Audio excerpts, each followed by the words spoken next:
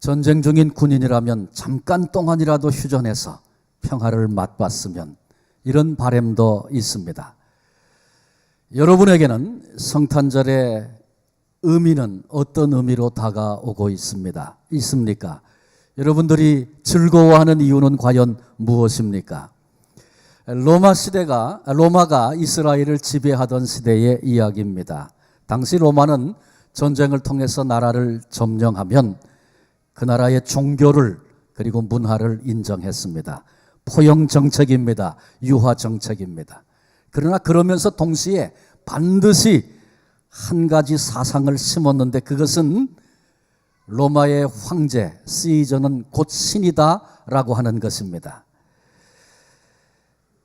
로마가 정복했던 여러 나라 가운데 하나가 유다, 이스라엘이었습니다. 자그마한 나라에 불과했습니다. 그러나 이스라엘은 유일신 여호와만을 섬기는 나라입니다. 그래서 시저, 로마의 황제가 곧 신이다라고 하는 사상을 결코 받아들일 수 없었습니다. 그래서 생명을 걸고 이 문제를 거부했습니다. 당시에 로마에 속해 있던 지도자들 가운데 유다 땅의 책임자로 가는 것을 모두가 다 싫어하고 기피했습니다. 유다 땅으로 발령을 받으면 좌천되는 기분이었습니다. 거기다가 반란이라도 일어나게 되면 정치 생명이 끝납니다. 그래서 어떻게 하면 이 유다 민족이 가지고 있는 유일신 신앙, 여호와 하나님만을 섬기겠다는 이 신앙을 무너뜨릴 수 있겠는가? 이게 당시 정치하는 사람들의 깊은 관심거리였습니다. 그래서 이스라엘 땅에 와서 관심을 가지고 살펴보니까 예루살렘 성전, 그곳이 유일신 신앙의 중심지였습니다. 그리고 대제사장이 그 앞장을 서게 되는데, 그 사람을 가만히 살펴보니까 레위 지파, 그 가운데 사독 계열에서 전통적으로 대제사장이 나오는 것을 알았습니다. 그래서 이 원칙을 깨뜨렸습니다. 그리고 누구든지 헬라화를 선언하면, 로마의 충성을 약속하면 그런 사람들 가운데 뇌물을 주고 돈을 주는 사람들을 대제사장직에 세웠습니다. 그리고 그들에게 인사권을 위시한 모든 권한을 부여했습니다. 바꿔 얘기하면 신앙을 타락시키려고 하는 그런 전략을 쓴 것입니다. 이 일을 계기로 해서 타락한 대제사장이 성전을 관장하게 됐습니다. 그가 대제사장으로 있는 동안에 뇌물 주고 이 직분을 얻었으니까 본전 뽑아야 합니다. 그래서 재물 드리려고 가지고 오면 흠이 있다고 핑계를 대고 자기들이 준비한 것을 비싼 값에 팔았습니다. 성전에 드리는 화폐가 있었는데 요즘 말로 하면 환율 조작을 했습니다. 그래서 자기들의 이익을 챙기는 일에 눈이 뻘개서 그런 장난질들을 쳤습니다. 로마로부터 유다 민족이 고통을 당하고 힘들고 어려울 때 성전에 올라가서 하나님께 예배하면서 위로를 받고 힘을 얻고 소망을 얻어야 할 텐데, 오히려 성전 까닭에 더 큰 고통을 겪는 분노와 절망이 이스라엘 국민들 속에 있었습니다. 이런 시대에 몇몇 사람들이 광야로 모든 것을 등지고 나가기 시작합니다. 그들의 마음속에는 거룩함에 대한 사모함이 있었습니다. 우리는 그렇게 살지 않겠다. 그래서 서민들이 또 고위직에 있는 사람들이, 심지어는 레위인 가운데, 레위인 그러면 그 당시에 기득권자입니다. 그런데 그런 걸 다 포기하고 광야로 나갔습니다. 그들을 쿰란 공동체라고 그렇게 부릅니다. 이 사람들은 절제하는 삶을 최우선으로 가치를 두고 수도원의 성격을 띤 그런 삶을 살기 시작했습니다. 이렇게 광야에 나가 살던 사람들의 글이 오랜 후에 발견이 됩니다. 일기 형식으로 쓰여진 글 가운데 심한 자책, 절망적인 글들이 보여졌습니다. 요지는 이런 것입니다. 우리 모두는 다 거룩함을 동경하고 그래서 모든 것을 버리고 광야로 나갔는데 미움, 욕심, 시기, 거짓 이런 것들이 싫어서 마을을 떠났는데 세월이 흐르면서 여전히 그런 것들이 내 안에 있다라고 하는 충격적인 사실을 발견하고 절망과 고통을 대면하게 된 것입니다. 그들은 가슴을 치면서 고뇌했습니다. 아파했습니다. 그런데 이 아픔은 쿰란 공동체의 생활을 했던 그들만의 아픔이어야 할까요? 성경은 이렇게 말합니다. 모든 사람이 죄를 범하였음에 하나님의 영광에 이르지 못하더니 의인은 없나니 하나도 없다 말씀하십니다. 그리고 죄의 싹은 사망이라고 아주 분명하게 언급하고 있습니다. 죄라고 하는 문제는 인간의 본질적인 문제입니다. 그래서 그들은 이런 결론을 내렸습니다. 내 안에 있는 거룩함이란 지극히 미미한 것에 불과하다. 소원은 있지만 그것을 이룰 능력이 내 안에 없다. 내 힘을 가지고는 안 된다. 그래서 그들은 메시아가 오셔야 참된 회복이 일어나겠다고 그렇게 기대하며 살았습니다. 주님의 길을 예비했던 세례 요한이 광야에서 살았다는 사실을 우리 모두는 알고 있습니다. 그런데 세례 요한뿐만 아니라 쿰란 공동체, 그 당시에 광야에서 메시아 오심을 고대했던 많은 사람들이 있었습니다. 그런데 때가 참에 2000년 전 오늘 새벽 하나님의 아들 예수 그리스도께서 아기의 모습으로 이 땅에 탄생하셨습니다. 마태복음 1장 21절에 아들을 낳으리니 이름을 예수라 하라. 이는 그가 자기 백성을 그들의 죄에서 구원할 자이심이라 하니라. 오늘 탄생하신 예수님, 자기 백성을 그들의 죄에서 구원할 자로 오셨습니다. 이는 죄의 문제로 번민하고 고통하고 아파하는 모든 이들에게 복음, 기쁜 소식이 아닐 수 없습니다. 주님께서 친히 말씀하셨습니다. 건강한 자에게는 의원이 무슨 필요가 있겠는가? 병든 자에게 의원이 필요하지 않겠는가?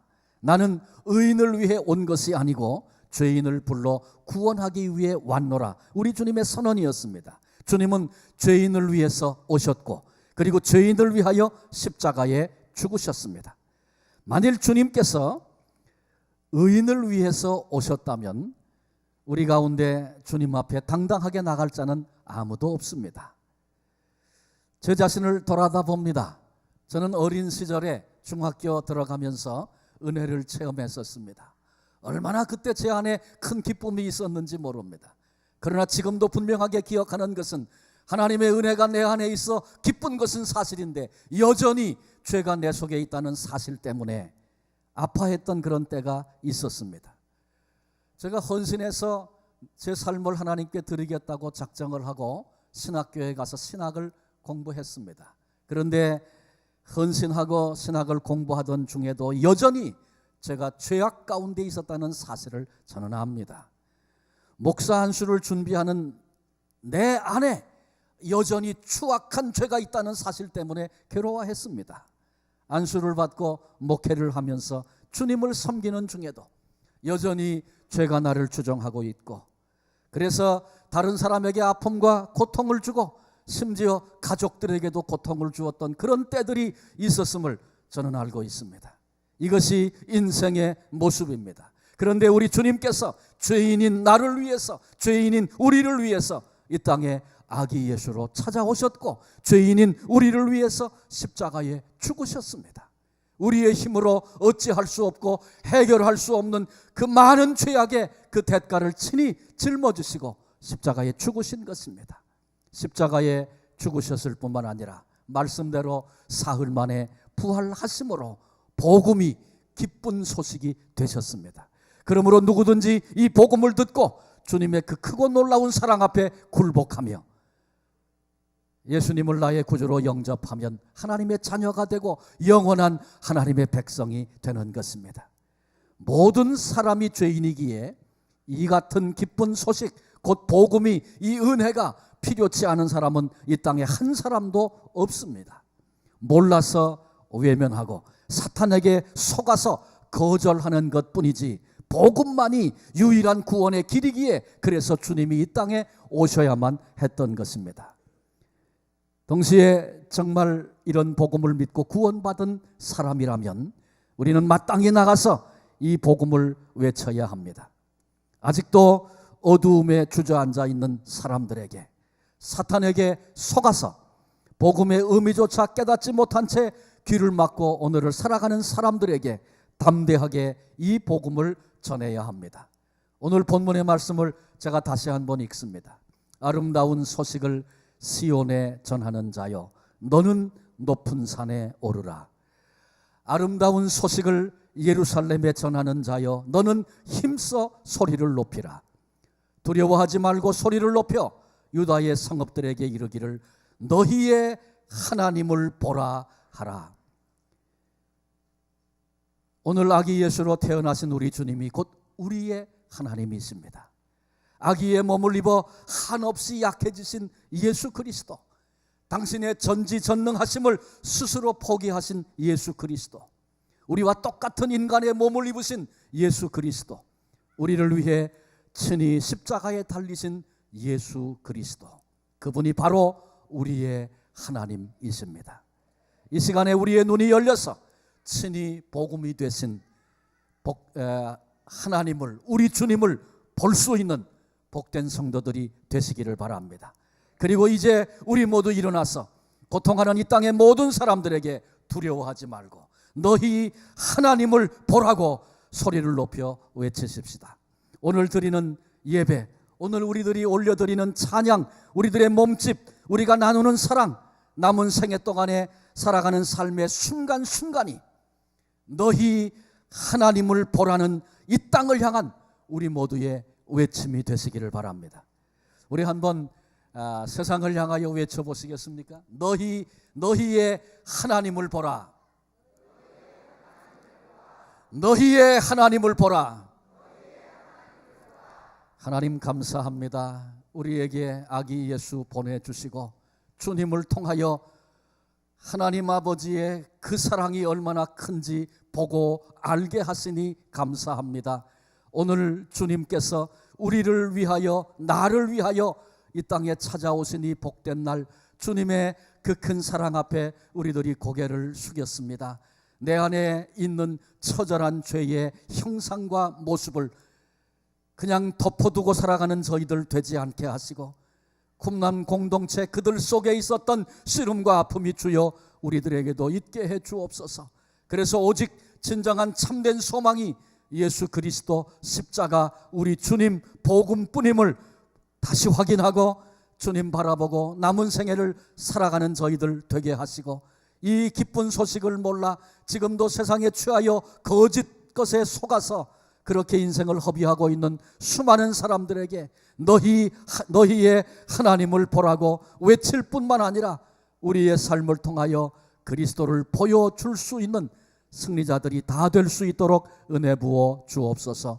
하나님, 이 순간에도 슬픔 속에 있는 이들이 있고 또 육체의 질병과 고통 속에 신음하고 원치 않는 곳에 매여 있고 어두움 가운데 절망하고 있는 인생들이 이 땅에 수없이 많이 있고, 우리들에게도, 우리 중에도 여전히 이 무거운 짐을 지고 있는 이들이 있습니다. 그러나 분명한 것은 주님께서 어두운 땅에 오셔서 매인자 풀어 자유케 하시고 우리에게 산 소망이 되시려고 주님 오신 줄로 믿습니다. 이 아침 오신, 우리를 찾아오신 주님께로부터 위로와 소망과 생명의 빛이 임하게 하셔서 다시 일어나 하나님을 찬양하며 하나님의 이름을 증거하며 주님의 십자가를 드러내며 살 수 있는 하나님의 권속들이 다 되게 하여 주옵소서. 오늘 드려지는 모든 찬양, 또 아이들의 모든 발표, 우리 주님만을 향한 것 되게 하시고, 그래서 주님이 기뻐하시는 그와 같은 남은 시간들이 되도록 우리를 다스리시고 홀로 영광을 받아 주옵소서. 우리를 아기 예수로 찾아오신 예수 그리스도의 이름으로 감사하며 기도하옵나이다. 아멘.